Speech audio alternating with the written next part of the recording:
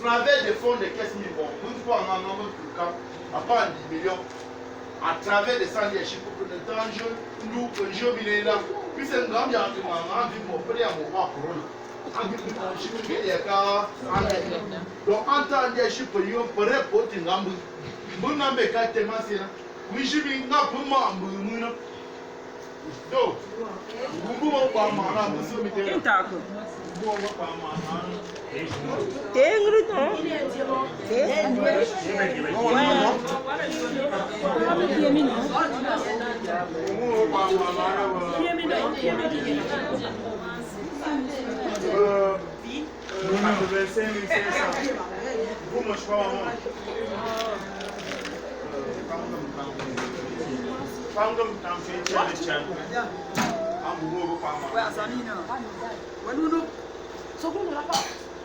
bon, il est un bout par moi.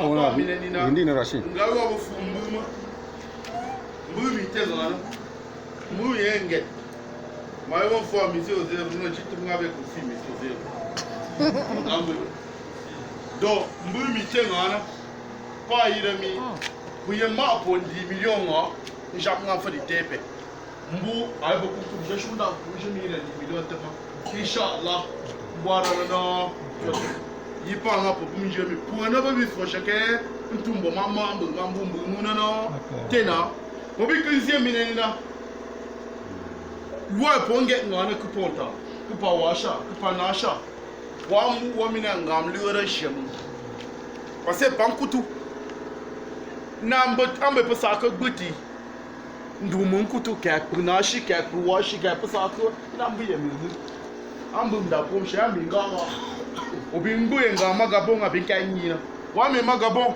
ambe bari mi titamun kuna abi mbere panda pomshana ay mbati ak kam ti ak kam buso ape million oui ya jibi mo mo ambi chimbe po mi mun ko do ko na ko bizan do ko ko je mi na programme ke mo tu para ko para lu na ma famille ta mala oui manchi in shenga shige na mo mi na ni fombura ye ko ko ya yanti salam alaikum.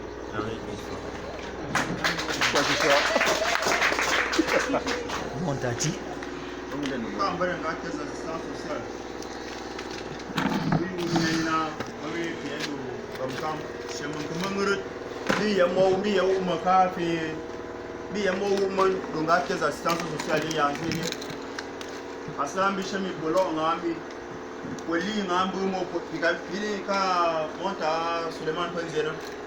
Ikabi show mi nani na ndu kumonda biwon tumami shimami maaga mkamoni mashima ngaga mu awo kumba ngamba njemi aba andi yenina shimo lonto on propose yu afi bobi mbi emi mana warwe ka po tum da ko ndure anta wo tum da ko mi nani na pore we ka bo ma anyare ndum ko amun bona na ariwe ka ngam tum ke indu ke ya ke re yi wurin yara na ko mun bona na nan buso na kuri kusa na ji me ko mun ne be ma na kuri ram kuri ba ta na ni da wa mun an bi shi mun kwantin da ko wanci mun Okay.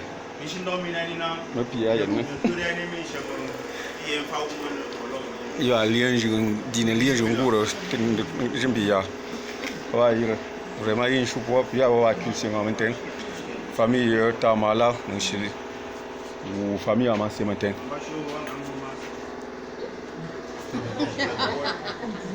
Abaixo o valor de que era. Não,